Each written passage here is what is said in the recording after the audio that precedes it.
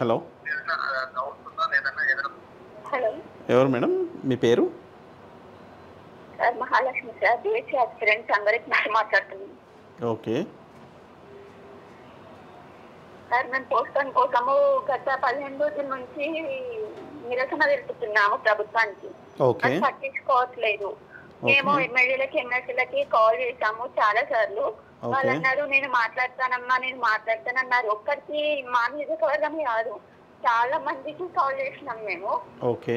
మేము మాట్లాడతాం అన్నారు. ప్రభుత్వం మీద నమ్మకంతో మేము లాస్ట్ వరకు వెయిట్ చేసినాం, మాకు మంచి ఫలితం దొరుకుతుందని. లాస్ట్ మూమెంట్ లో ఏం చేయాలో అర్థం కాక కేసు వరకు వచ్చింది. ఓకే. ఒక ఎగ్జామ్ కి 1 వీక్ బిఫోర్ వేసి ఉంటే మనకు ప్రయోజనం ఉంటుందే ఏమో కానీ ఓకే. మాకు వచ్చేసి టెస్ట్ నార్మలైజేషన్ చేయలేదు సార్. వాళ్ళు చెప్తారు ఒక డిస్ట్రిక్ట్ కి క్వశ్చన్ పేపర్ ఈజీగా, ఒక డిస్ట్రిక్ట్ కి క్వశ్చన్ పేపర్ హార్డ్ వస్తుండొచ్చు. మేబీ ఇది ఆన్లైన్ కదా, క్వశ్చన్స్ వేరే ఉంటాయి, మేము నార్మలైజేషన్ చేస్తాము అని చెప్తారు. వాళ్ళు ముందే అనౌన్స్ చేశారు, ఎగ్జామ్ కండక్ట్ చేయకముందే అనౌన్స్ చేశారు. ఓకే. కానీ ఎగ్జామ్ కండక్ట్ అయినాక రిజల్ట్స్ ఇచ్చేసారు వితౌట్ నార్మలైజేషన్. ఓకే. ఇది వచ్చేసి జోనల్ పోస్టుల విషయంలో మాకు ఇబ్బంది అవుతుంది. గురుకుల ఎగ్జామ్స్ గురుకుల రాసే వాళ్ళకి ఇబ్బంది అవుతుంది. ఓకే. నిన్న కూడా మీరు కాల్ చేసినట్టున్నారు, నిన్న మొన్న కంటిన్యూస్గా చేస్తున్నారు. మీ బాధ మేము అర్థం చేసుకుంటున్నాం.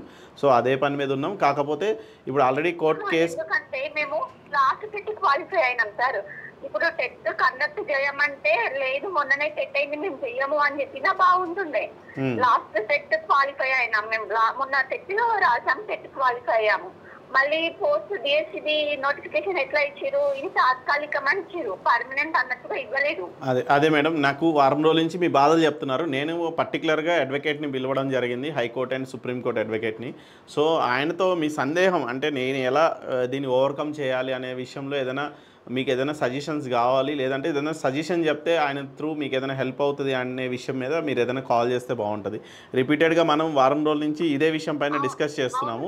దానికోసమే ఇప్పుడు మనం కోర్టులో కేసు ఉంది, ఏమంటారు మొన్ననేమో ఇట్లా పోస్ట్పోన్ చేయమంటే చేస్తలేరు, మాకు చదువుకోవడానికి టైం లేదు అని చెప్పేసి చేస్తే అది క్యాన్సిల్ అయిపోయింది. ఎగ్జామ్స్ అయిపోయినాక ఇచ్చింది వాళ్ళు డేట్, ఆగస్టు 28కి ఇచ్చింది. ఎగ్జామ్స్ అయిపోయినాక ఇస్తే వాళ్ళు ఏం తీర్పిచ్చారు సార్, ఎగ్జామ్స్ అయిపోయినాయి కదా, వీడికి క్యాన్సిల్ అయిపోతుంది కేసు అంటారు కదా. ఓకే. మేము అప్పుడు మెన్షన్ చేయలేదు నార్మలైజేషన్ గురించి, తర్వాత థాట్ వచ్చింది నార్మలైజేషన్ కూడా పెడితే బాగుంటుంది అని. ఈ రోజు పెడతారు అని చెప్పేసి అన్నారు. కానీ ఒక్క నిమిషం దానిపైన మనం ఏం చేయగలమని ఒకసారి అడ్వకేట్ మాట్లాడతారు, చూడండి.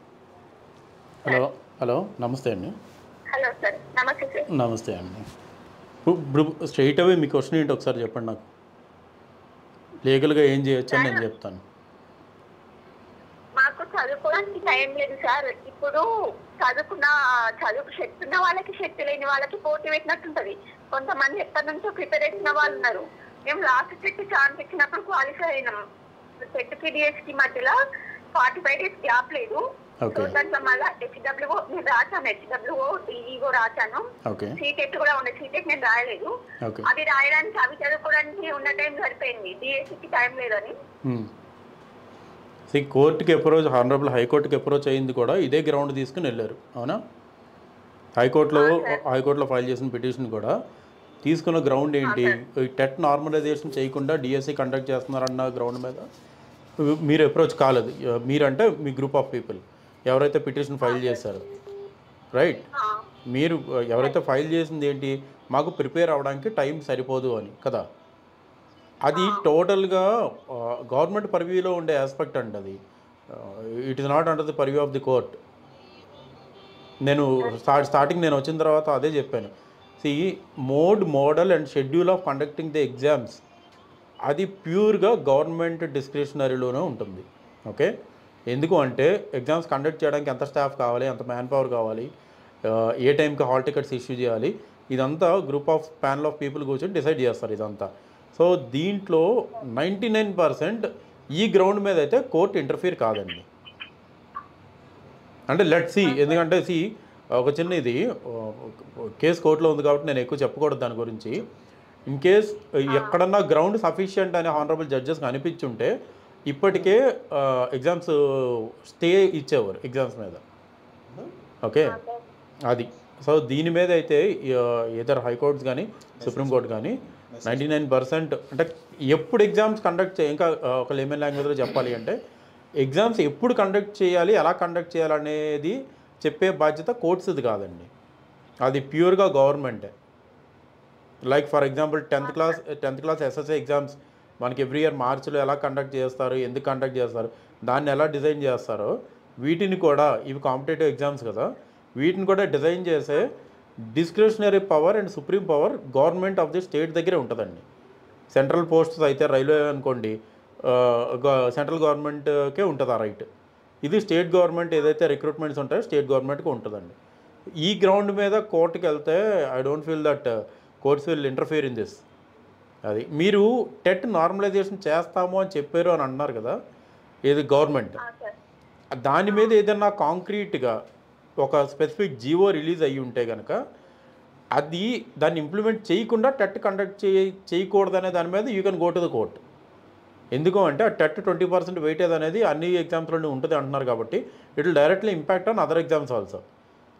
అది అంటే మీడియా ముందుకు వచ్చి మాటలు చెప్పడం కాదు మేము నార్మలైజ్ చేస్తామని, దాని మీద స్పెసిఫిక్గా on the same day or the other day ఏదైనా ఒక జీవో రిలీజ్ చేశారనుకోండి, టెట్ నార్మలైజ్ చేసేసాము with effect from science date అని, ఇది నార్మలైజ్ అవ్వకుండా టెక్నికల్గా అవ్వకుండా వాళ్ళు ఎగ్జామ్స్కి వెళ్తే కనుక అప్పుడు మీరు ఛాలెంజ్ చేయొచ్చు. వాళ్ళు అంటే ఆన్ పెన్ అండ్ పేపర్ వాళ్ళ నుంచి ఏమీ ఒక డిక్లరేషన్ రాకుండా మీరు దాన్ని కూడా ఛాలెంజ్ చేయడానికి ఉండదు. అది అంటే చేస్తామని చెప్పి చేయలేదు అని అంటే వర్డ్ ఆఫ్ మౌత్ని బేస్ చేసుకుని కోర్టుకి అప్రోచ్ కాలేము మనం. అది that is also the power of the state government అంతే. ఓకేనండి. Hello, okay madam, thank you. ఇదంతా మీ సైకలాజికల్గా మీరు స్ట్రాంగ్గా ఉండాలి.